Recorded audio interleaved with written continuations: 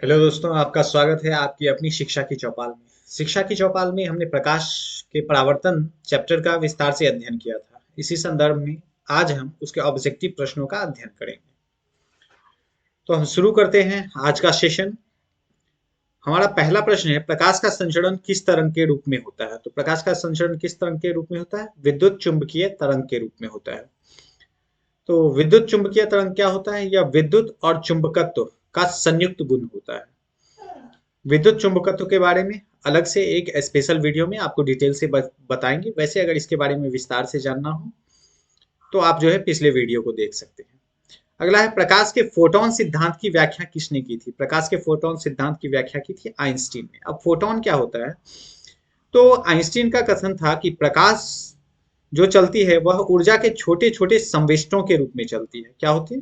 ऊर्जा के छोटे छोटे संवेष्ट, यानी जिसे पैकेट्स बोल सकते हैं आप। जैसे पैकेट में मान लीजिए कुछ पैक कर देते हैं ना, उसी तरह ऊर्जा के ऊर्जा के छोटे संवेष्ट, छोटे संवेष्ट। तो इन छोटे संवेष्ट को क्या बोला जाता है? फोटोन बोला जाता है। फोटोन। तो ये थ्योरी किसके द्वारा दिया गया था? ये दिया गया था आइंस्टीन के द्वारा। अगला है, प्रकाश की चाल को सर्वप्रथम किसके द्वारा मापा गया था? तो किसके द्वारा मापा गया था? रोमर के द्वारा मापा गया था। अगला, निर्वात में प्रकाश की चाल कितनी होती है? तो निर्वात में प्रकाश की चाल लगभग 3 लाख किलोमीटर प्रति सेकेंड होती है, या इसे अगर मीटर में चेंज करें तो 3 × 10⁻8 मीटर प्रति सेकेंड, या 3 करोड़ मीटर प्रति सेकेंड कह सकते हैं। अगला है, सूर्य के प्रकाश को पृथ्वी तक आने में कितना समय लगता है? अब देखिए, सूर्य के प्रकाश को पृथ्वी तक आने में कितना समय लगता है? तो समय बराबर क्या होता है? समय बराबर होता है दूरी बट्टा चाल। तो अब हमें पता होना चाहिए कि जो है पृथ्वी से सूर्य की दूरी कितनी है। तो पृथ्वी से सूर्य की दूरी कितनी है? 14 करोड़ 92 लाख किलोमीटर। 14 करोड़ 92 लाख किलोमीटर। अब इतना और बट्टा जो है चाल कितनी है? तो चाल आप लोग को पता है 3 × 10⁻8 मीटर पर सेकेंड, या किलोमीटर में अगर बोले तो 3 लाख किलोमीटर प्रति सेकेंड। तो इस प्रकार भाग देने से आपको रिजल्ट कितना आएगा? 499 सेकेंड, या 8 मिनट 19 सेकेंड। अब अगले प्रश्न की ओर आते हैं। अगला प्रश्न क्या है? अगला प्रश्न है, प्रकाश के तरंग सिद्धांत की व्याख्या किसके द्वारा की गई थी? तो प्रकाश के तरंग सिद्धांत की व्याख्या किसके द्वारा की गई थी? हाइजेनबर्ग के द्वारा। किसके द्वारा की गई थी? हाइजेनबर्ग के द्वारा। अब प्रकाश आप लोग को मैंने पहले ही बताया, सबसे पहला ही क्वेश्चन था कि प्रकाश किस तरंग के रूप में चलती है? तो विद्युत चुंबकीय तरंग के रूप में चलती है, जिसमें विद्युत चुंबकत्व और प्रकाश के गमन की दिशा तीनों एक दूसरे के लंबवत होती है। जैसे अगर मान लीजिए कि ये जो है विद्युतीय क्षेत्र है और ये चुंबकीय क्षेत्र है, तो गमन किधर करेगा? इधर करेगा, यानी लंबवत होती है। अगला है, प्रकाश के व्यतिकरण का सिद्धांत किसके द्वारा दिया गया था? प्रकाश के व्यतिकरण का सिद्धांत किसके द्वारा दिया गया था? थॉमस यंग के द्वारा। व्यतिकरण क्या होता है, इस पे विस्तार से आगे चर्चा करेंगे। अगला है, विद्युत चुंबकत्व का गणितीय सिद्धांत किसके द्वारा दिया गया था? माफ कीजिएगा, यहाँ पे दिया लिखा गया, दिया गया था। तो किसके द्वारा दिया गया? तो मैक्सवेल के द्वारा। किसके द्वारा? मैक्सवेल के द्वारा। अगला है, चंद्रमा से परावर्तित सूर्य के प्रकाश को पृथ्वी तक आने में कितना समय लगता है? तो कितना समय लगता है? 1.28 सेकेंड लगता है। अब देखिए, पृथ्वी से चंद्रमा की दूरी कितनी है? 3,77,000 किलोमीटर। कितनी? 3,77,000 किलोमीटर। अब अगर हमें जो है समय निकालना है तो समय बराबर दूरी बट्टा चाल। प्रकाश का चाल कितना? 3 लाख किलोमीटर प्रति सेकेंड। तो कितना समय लगेगा? लगभग 1.28 सेकेंड लगेगा। अब अगले प्रश्न की ओर आते हैं। अगला प्रश्न है, प्रकाश के किसी सतह से टकराकर वापस लौटने की घटना को क्या कहा जाता है? तो प्रकाश के किसी सतह से टकराकर वापस लौटने की घटना को प्रकाश का परावर्तन कहा जाता है। अब आपसे कभी प्रश्न किया जा सकता है कि प्रकाश का परावर्तन जो है वह कितने प्रकार का होता है? प्रकाश का परावर्तन कितने प्रकार का होता है? तो आप बता सकते हैं कि प्रकाश का परावर्तन 2 प्रकार का होता है। कितने प्रकार का? 2 प्रकार का। एक नियमित परावर्तन, एक नियमित परावर्तन और दूसरा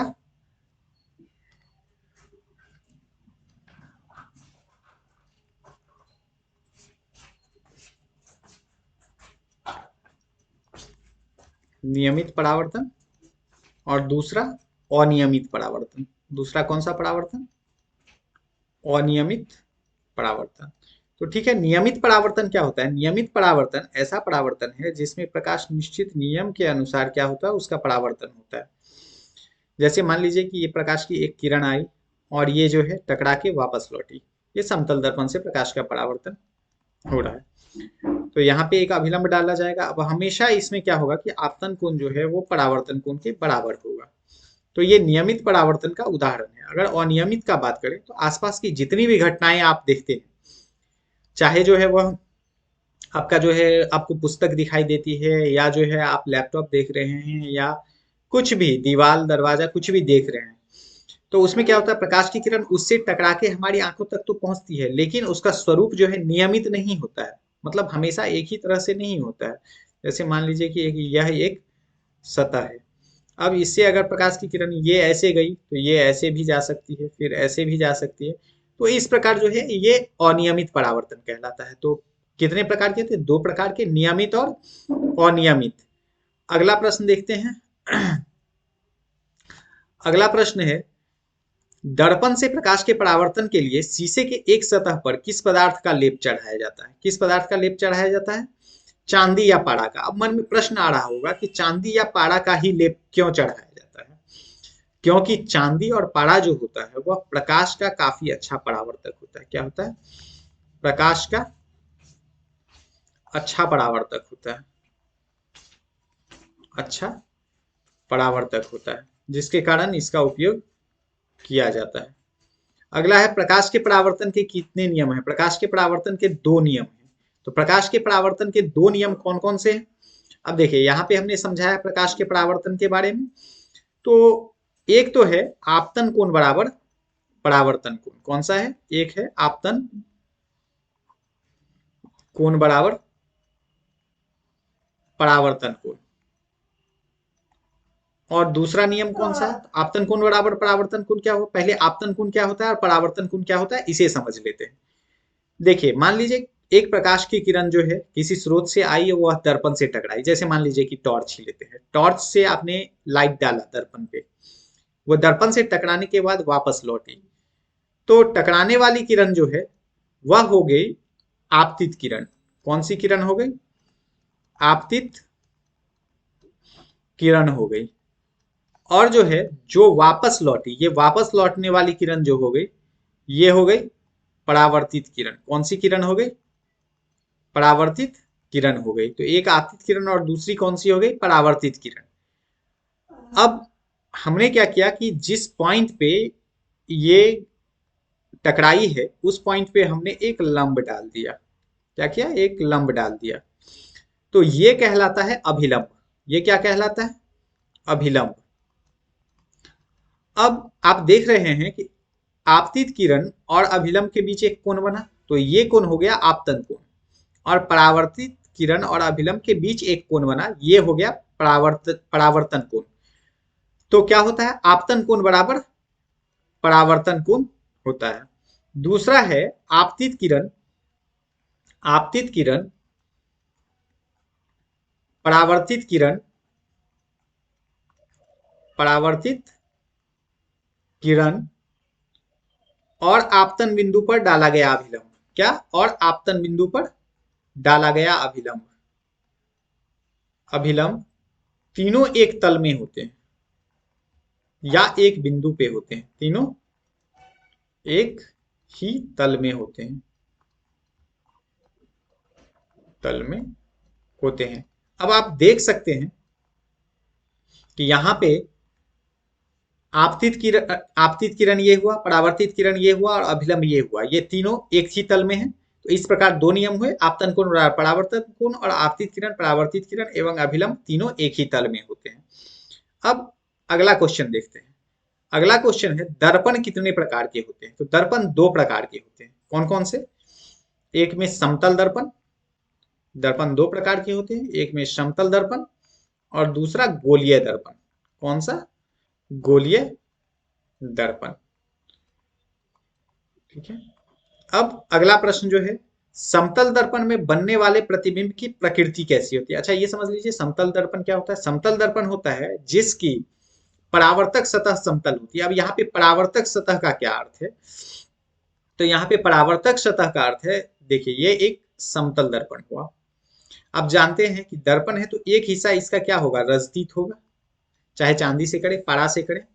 तो दूसरा हिस्सा जो होगा उस पर प्रकाश पड़ेगी। आपको चेहरा किस साइड दिखाई देगा?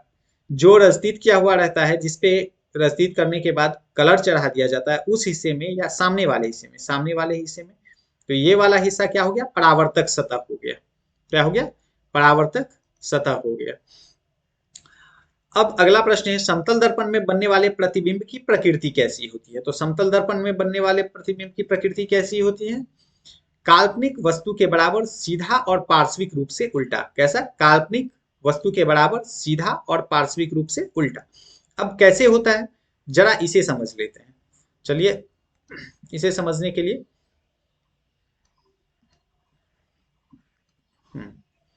देखिए, समतल दर्पण में जो प्रतिबिंब बनता है, मान लीजिए ये एक समतल दर्पण है। अब क्या होगा? समतल दर्पण में जो है प्रतिबिंब बनेगा। तो प्रतिबिंब कैसे बनेगा? यहां पे एक हमने क्या किया, एक मुख्य अक्ष मान लीजिए इसे, क्योंकि इसमें वक्रता केंद्र होती नहीं है। तो ध्रुव वक्रता केंद्र कब होगी? वक्रता केंद्र तब होगी ना जब जो है वो चीज गोलीय हो। अब चूंकि ये क्या है कि पूरा सीधा है, तो इसमें वक्रता केंद्र जो है होगी नहीं, क्योंकि ये वक्र ही नहीं है, तो इसका केंद्र कहां से होगा? तो ठीक है, फिर भी हम मान लेते हैं एक सीधा लाइन लिए यहाँ पे, इस पे हमने क्या किया? एक वस्तु को रखा, एक वस्तु को रखा। अब वस्तु से जो है प्रतिबिंब किस प्रकार बनता है? इसके लिए दो किरण चाहिए। तो एक किरण हमने क्या किया? ऐसा लिया जो दर्पण के मध्य बिंदु से टकराएगी और पुनः वापस, यानी ये प्रकाश के का जो परावर्तन का नियम होता है उसका पालन करते हुए जो है लौट जाएगी।